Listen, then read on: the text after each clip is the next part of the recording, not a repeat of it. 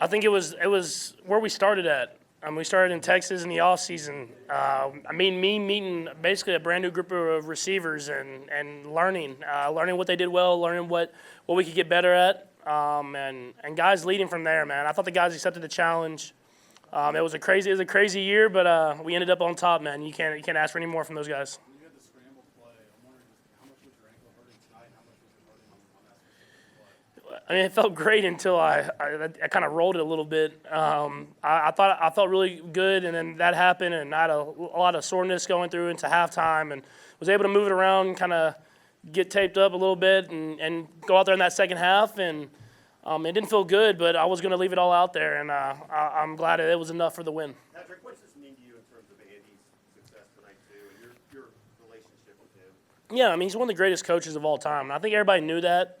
But these last two Super Bowls kind of cemented that. And to have someone that is such a great person who gets the best out of the players and to become men and players, you wanted to do that. You wanted to win those Super Bowls for them, and it was it's great that we did that. And like you said, man, we're not done. I'm gonna have them around here for a little bit longer at least. You mentioned the extended halftime helped you guys kind of rally and get your energy up. What do you recollect from the extended halftime? You probably weren't fully. Yeah, no, I was proud because I talked a little bit, but it was everybody. It wasn't like I was the only person talking in that locker room, and we just challenged each other, man, to leave everything out there. And I don't want to say we played tight in the first half, but you didn't see that same joy that we play with. And I wanted guys to just know that everything we worked for is for this moment. You have to enjoy this moment. You can't let the moment overtake you. I thought the guys did that in the second half, and they fought to the very end. And that's all you can ask is guys leave everything they have on the football field. What did you think about James?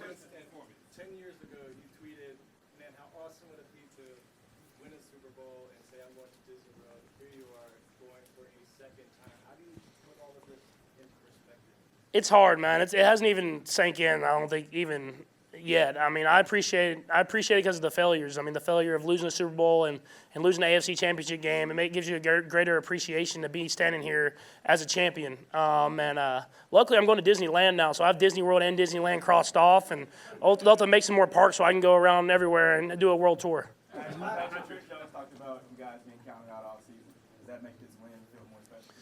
Yeah, I think it does. I mean, I wouldn't necessarily say we were counted out, but I mean there was a lot more critics than there was the previous years I had been here. And I told them at the beginning of the year, I said, as long as Andy Reid's coaching, we're going to have success as an offense, and I trust in the leaders that we have on that defense. And so to go from a team that wasn't, I wouldn't even say majority picked to win the AFC West to win the Super Bowl, that speaks to the guys that we have in that locker room.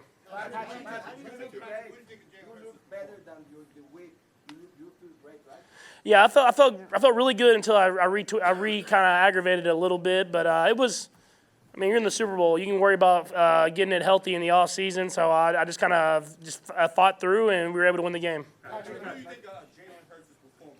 You had an MVP performance, but if they had won, he probably would have been MVP. Yeah, I mean, if there was any doubters left, there shouldn't be now. I mean, the way he stepped up on this stage and ran through the ball, whatever it took for his team to win. I mean, that was a special performance that I don't want it to get lost in the loss that they had. I mean, even whenever we got all the momentum in that game and we went up 8 points in the fourth quarter, for him to respond and move his team right down the football field and run it in himself for the 2-point conversion, it was a special performance by him, man. And I mean, you make sure you appreciate that when you look back on this game. How would you describe thanks, man? And how would you compare it to your The first Super Bowl I thought was, I mean, obviously I didn't win it the first year that I started, but I thought the first Super Bowl was just kind of like, oh, this is amazing. Like, we won the Super Bowl. Like, this is happy. Like, you're just like a little kid winning a prize at the fair. I mean, whereas this one, you've dealt with failure. You understand how hard it is to get back on this stage and to win this game. I mean, I played in a Super Bowl where I got blown out, where it was I got all hyped up, and then you go out there and you don't do anything. And then I'll lose the AFC Championship game in overtime. When I thought we had a chance to win the Super Bowl that year, and have a full brand new team and have to go through the strain of being better and better every single day, it gives you a greater appreciation for winning this game. Patrick, do you feel like this is a greater achievement for the team than the last Super Bowl championship? Yeah, I mean it's a brand new team. I mean every Super Bowl is something that you'll have for the rest of your life. I think there's only like 12 guys that were on that team that won that first Super Bowl. It might be a little bit more, but So have a brand new team with a lot of rookies playing that stepped up. I mean, we were down 10 points at halftime to probably the best team in the NFL all year long. And they're known for getting ahead of teams and kind of finishing the game off. And for those guys to step up and make those plays in that second half, man, it just speaks to the hard work they put in every single day. And luckily, a lot of those guys are young, so we'll have a lot of those guys back next year. How do you think it helped you as a player to have to break in a new group of receivers all over again?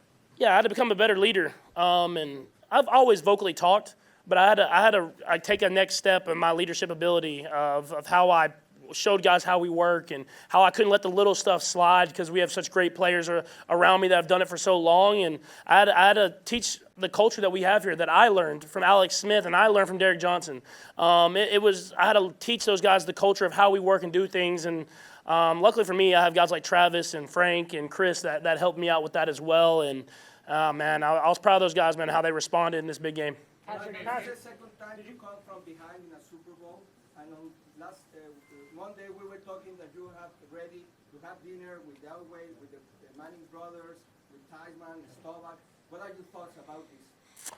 Yeah, I mean, it hasn't even sunk in yet. I mean, to be down to a team like that and to come back and win the game, I wish I'd make it easier and not be down, but I feel like I play better when we are down. So I'll try to do whatever I can to learn how to not get in those situations and to start fast and finish faster. But I mean, you'll look back on these games the rest of your life, and you'll watch these games when they're on TV and stuff like that. And I'm just glad I get to enjoy it with some of the best men on earth. Andy mentioned a lot of guys that made plays. Did you have to get a pain-killing shot at halftime? If not, what sort of treatment did you get at halftime on the ankle? I did not get a pain-killing shot, but we did some stuff to get it ready to go for that second half. Andy mentioned a lot of different guys that make plays. How about the one that Jarrett McKinnon made in the moment, not getting in the end zone? Yeah, I mean, to have a vet like that who knows, I mean, all year long he proved how smart he was on that football field. He's like another quarterback back there, and he made it a little closer than I wanted him to. We talked about it in the huddle before the play, but we needed it because I ended up losing so many yards when I was taking those knees. So it was a smart decision on him, and in that big of a moment, you want to run in and just score the touchdown. But we work on that stuff every single week to prepare ourselves for those moments. And I want to give a credit to Eric Bieniemy because even though sometimes we get tired of listening to them talking about those moments, they always seem to happen in the biggest games, and he makes sure we go over the details every single week about them. Hey, Patrick, what made a difference for you guys coming back from 10 down in the second half? I thought guys they embraced the moment. I think that's the biggest thing is that first half, we were playing, we were doing some good stuff, but I felt like guys were getting consumed by everything around us and not just going out there and playing and enjoying this game that we've played since we were little kids. Guys talked in the locker room, and we just said, let's leave it all out there. Let's leave it all out there for 30 minutes and see what happens at the end of the day. And I thought guys did that, and I think the biggest thing was the offensive line. I mean, the way they were able to protect me in that second half whenever we couldn't use those chips, we couldn't use that stuff to help them out against a great defensive line. That's the reason we won this game. Patrick, what went through your mind on that play, that 26-yard scramble you took? Change the game? Take us through the play, but it definitely wasn't going to.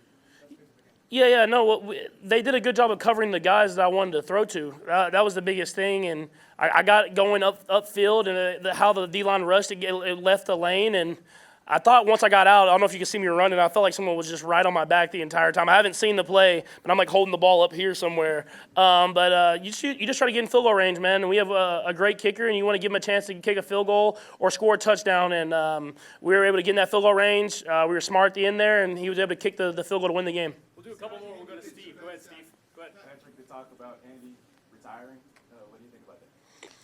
Yeah, I mean, it was news to me, and I mean, obviously, Coach Reed, I mean, he has every right to retire. He's done so many great things for so long, but I could tell by the way how much he enjoys this that's not anywhere in the near future, and I know that we'll have conversations before that moment happens, and whenever that time is right for him, we'll embrace it, man. But I'm glad that he's sticking around because we feel like the job's not finished. Last one right here. What did you Go ahead. discuss in Right the second half? Nope, right here. You talked about Andy gets the best out of you. Travis got emotional, talked about his leadership. And what does he mean to you guys, and how does he get that out? Yeah, it's because I don't want to talk about all coaches, but he's the best coach I've ever had about how he connects with players from everywhere. And I think you heard Frank Clark talk about it during the media week that we did, is no matter where you're from, he can connect with you, and you can tell he cares about you.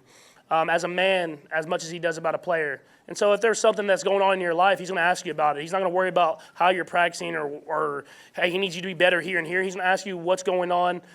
He's going to get that info from you, and he's going to do whatever he can to help. And I think that's been the biggest thing. That's why every player that leaves Coach Reed talks so highly of him, because it's not about – I mean, obviously he wants to win football games and be great, but he cares about the men that step in that locker room and how he make them better whenever they leave it. Okay, thanks, Patrick. Appreciate it.